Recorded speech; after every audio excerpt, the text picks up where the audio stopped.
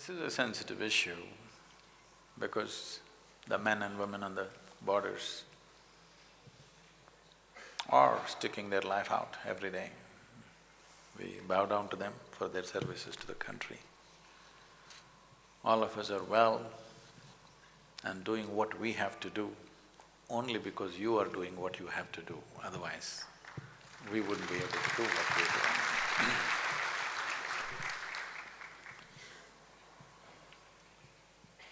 Death is a constant companion for everybody. I'm not trying to belittle this, but a soldier is more conscious of this than anybody else.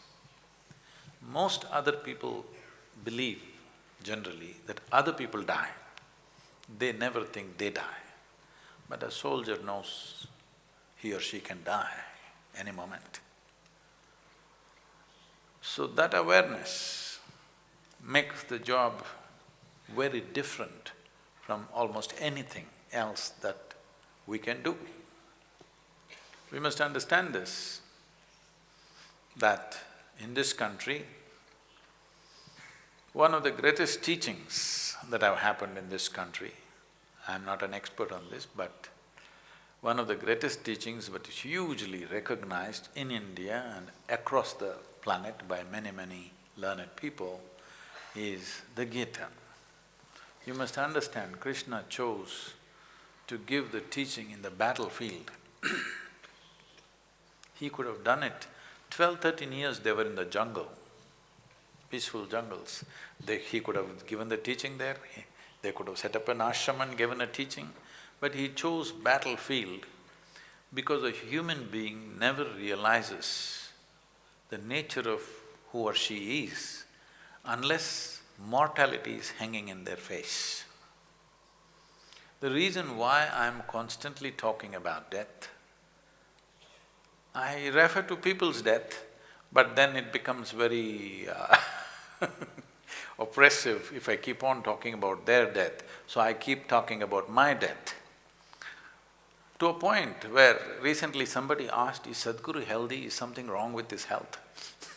Nothing wrong with my health. But you may be healthy, but you still die.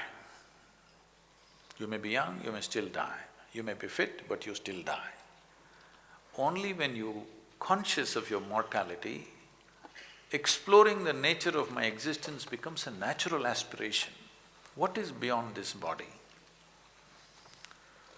I'm not trying to belittle the situation of the Jawans and the officers who work on the borders, facing extreme situations and danger and death in real time, not as a concept, real time.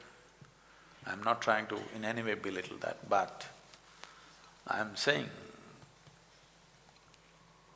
this is also a tremendous place where one to turn inward, because it is natural for a human being, when you are conscious of death, you want to know what is beyond this body. And that longing is called spiritual process. It doesn't matter what is your gender, caste, creed, religion, everybody must have one little spot within themselves which is beyond their body, which is beyond their mind. If this comes into their experience, when the time comes, either in natural ways or in unnatural ways, when time comes to shed this body, you will do this very gracefully. For every human being, I'm not just saying for a soldier, for every human being it will come. You don't know when it will come. But if you had an experience beyond this body, beyond this mind, your ability to handle this aspect of life would be incredibly better than the way it is right now.